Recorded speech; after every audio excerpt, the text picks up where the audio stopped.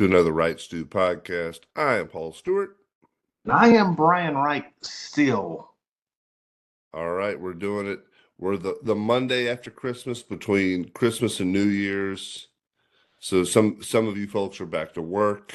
So we appreciate you listening on your commute in or throughout the day to help get you through your day. Some of you still have the week off. Kind of a glorious time. Brian, any fun things planned this week? We're currently going to try to go ski, but it's hard to ski in 60 degrees and rain in North Carolina. And so that's not ideal. Obviously looking forward to bowl games and really, man, just kind of reset, right? And so you've done what you've done with your job, whether it's good, bad, any different. Hey, you get January, you get the ultimate reset and see what you can do the upcoming year.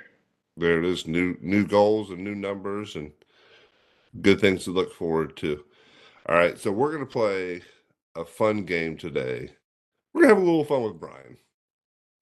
So what we've done. A little nervous about this. Embarrassment. There were 56 people who signed the Declaration of Independence. We're going to pull some of those names and see if Brian recognizes those names against some of the top 56 NBA rebounders. Okay. So the top 56 NBA rebounders, I pulled some names from that list, and the 56 people who signed the Declaration of Independence. So I'm going to give you a hint right now. John Hancock's not on the list. Benjamin Franklin, not the big ones. Maybe some less knowns. You ready for this, Brian? Yeah. I'm ready. I'm stoked. Pumped. So the first name we're going to go with, is this an NBA player, top rebounder, or someone who signed the Declaration of Independence? First name you're getting, Brian. Carter Braxton. Very hearty name. I'm going to go, let's go NBA player. You'd be wrong, Brian. Okay. Carter I'm 50-50 at this point. He's a wealthy plantation, came from a wealthy plantation family from Virginia. Braxton, who is known to have had as many as 18 children, made poor financial decisions after serving in Congress and died penniless, is what they say. Oh, that happens. And he could have a descendant in the NBA. I mean, that's yeah. So Carter Braxton, 18 kids. Yeah. That's a lot. All right, next one. Walker Kessler. Oh, 100%. Signer. Well, he's 100% an NBA player.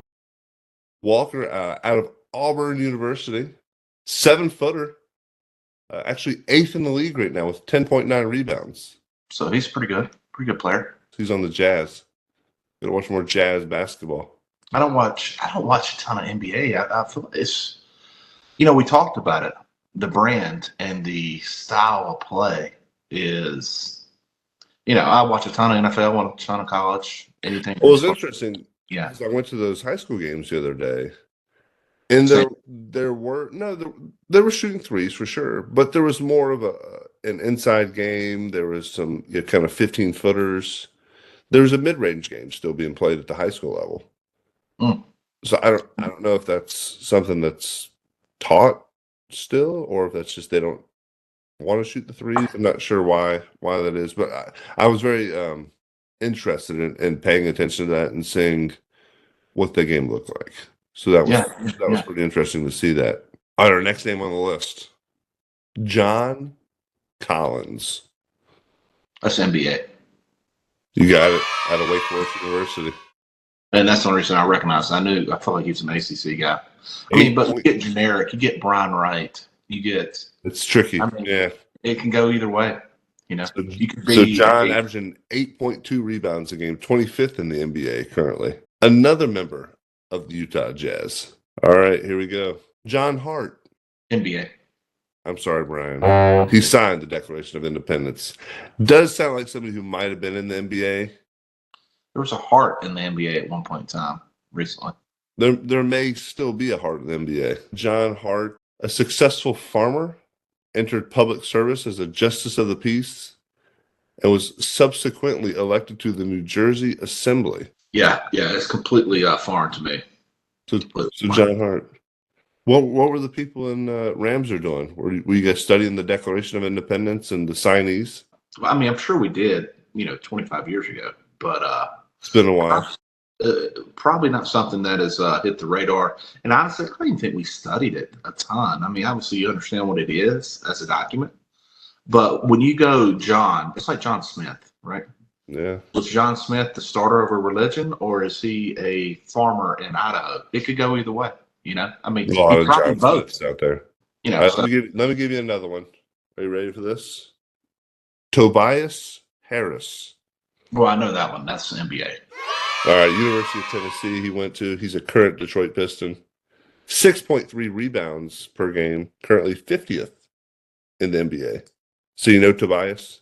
Yeah, I've heard that name. I mean, I watch NBA, especially when we get to the playoffs. I mean, I'm sure it's like some people think about baseball. I feel like the season is so long and the playoffs are so long that I used to watch it a lot, but once it got to the playoffs, I would definitely check it out. Get locked in. Okay. I got another one. Another good one for you here. Nick Claxton. Feels like an NBA guy. You got it. University of Georgia, currently with the New Jersey Nets, 7.5 rebounds per game. Makes him 32nd in the NBA. So you're getting better at this, Brian.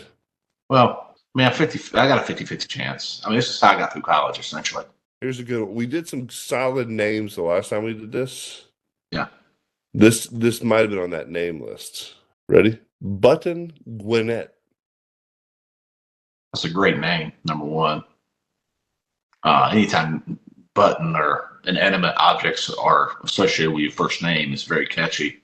I'm going to go Signer. He was from the state of Georgia. Let's see. In the notes that we have here, it says McIntosh denounced Gwinnett in the Georgia Assembly as a scoundrel and a lying rascal, prompting Gwinnett to challenge him to a duel. The men shot at each other, but McIntosh recovered while Gwinnett died of his wounds 3 days later. So Gwinnett, known by others as a scoundrel and a lying rascal. I like that those words are actually used and not just like old school, I don't know, commentary. But what do you think about duels, Paulie? Would you like to see duels come back? Well, so I was going to talk about that because on my feed yesterday, there was a lot of fights in the NBA, in the NFL. Yeah, the great bowl game between East Carolina and NC State. There's that one. And I don't know if this is, kind of the modern day duel. I don't think I want to see duels come back. I don't think we need people just out there shooting each other. Maybe with like baseballs or throwing rocks at each other, perhaps. Maybe just fist fighting duels. That's boxing essentially. Get more people involved in boxing. I don't think I want to see duels as noted here with Button Gwinnett come back. Yeah, it definitely changed. I do like the idea that if two people agree to it, that I wouldn't want my family members or other people, people I'm close to, but I do like that. Hey, if you agree to it, it's legal to do, and if you shoot that guy, the consequences. I wonder if it was legal. We'll have to do some research. It may not. 100% was. Yeah. Was it? Yeah, 100%. I don't know, and it felt like it was maybe more like a higher class sort of thing to have a duel. Well, you got to be higher class to have a gun, probably, depending on what time. Then who's in charge? Like, who regulates? Are the referees? I think you probably have a witness there. And they just like, all right, well, these two guys, and then they have an argument over. If you cheat and you turn around quicker or whatever it is, I mean. Well, I think the other person that's there, he's going to say, "Hey, Paul Stewart cheated. He has no honor." Yeah, but you're still alive. I don't know. Honor used to be a bigger thing that people cared about. I feel like that's kind of for sure, your family name and honor and all that sort of thing. But at the same time, if you're already a lying rascal, do you care about your honor as much? Well, I think the reason he probably took the duel is because he's trying to defend that reputation as not being true. Similar to like anytime Marty McFly was called Yella, he had to defend his honor. Yeah, I definitely had a older brother, and Chicken, and maybe because of that movie, definitely had a different impact. I felt a little I mean, I could let stuff go. I wasn't going to ruin my life over it, but there were definitely words that your brother could say, especially when you were younger, that would kind of put you on the edge. And he knew he was pushing her buttons, right? And so Knew how to get under your skin. maybe rascal and scoundrel are two words in those time frames. I mean, those words really should be brought back, right? I feel like they should be used more often in common, descriptions to people, because there are a lot of rascals. A lot of rascals out there. Yeah, yeah. All right, very good. So, hey, Brian, you did pretty well. You did pretty well on this one. I'm proud of you. What's that, 3 for 6? About 50-50?